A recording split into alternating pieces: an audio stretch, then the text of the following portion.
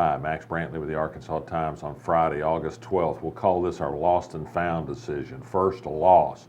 After several days of trial, Federal Judge Brian Miller today declared a mistrial on the lawsuit brought by David Singer, who'd been fired from a job in the Arkansas State Treasurer's office. He says the firing was improper.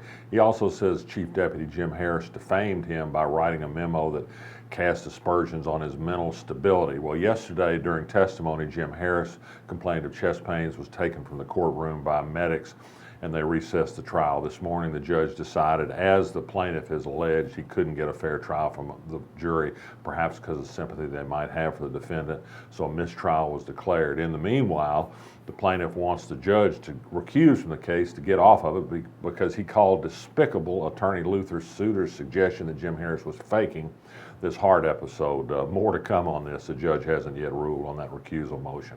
In the found category, first, after we recorded yesterday, rescuers did find the 3 ASU students who were lost in a cave near Cushman in Independence County. They were cold, they were wet, they were dirty, and they were okay, and they were happy to be found. It was 30 long dark hours, but they kept their calm, and they huddled together for warmth. Another found story, a heartwarming one this morning, a canine dog of the Greenwood Police Department, Keena, I think is the name, was found after being loose for 2 days in the shooting of a Sebastian County deputy in a shootout near Hackett, Arkansas. The dog was fired on and disappeared. The dog was shot twice, it turns out, but she apparently will survive the wounds and is okay. So that's one bright spot, an otherwise tragic story.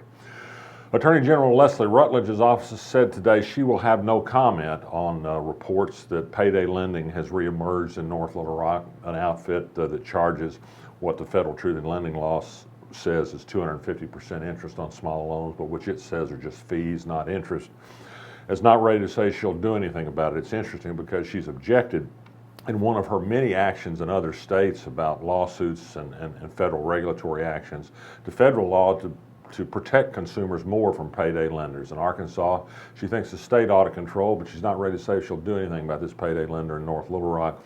Attorney General Dustin McDaniel had moved vigorously against payday lenders, had pretty well shut them down and during his tenure, but now they're back, and unless somebody acts against them, they're likely to be here for a long time to come. Elsewhere in the news, Hillary Clinton released, I should say, to the public her income tax returns for the most recent year. She and Bill Clinton made about $10 million, mostly from book sales and speaking fees. They paid about $3 million in taxes. One small side note is Bill Clinton draws a $22,000 a year pension from the state of Arkansas for his years of service here. The Central Arkansas Library System is getting into competition with us. They've started a number of podcasts. The latest one's called Primary Sources. They're going to do interviews with important community people that have interesting things to talk about. Their first one's certainly interesting. It's Baker Curris, the former superintendent of the Little Rock School District, a good guy, always has interesting things to say. Go to the CAL's website and you can download the podcast.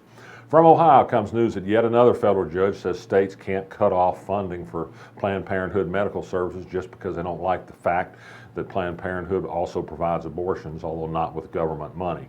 Asa Hutchinson tried to stop that money in Arkansas. A federal judge stopped him here. For now, at least, the Constitution protects free speech in these United States. You can't be punished simply because you do things that somebody else thinks is unpopular. At least the government can't do that to you.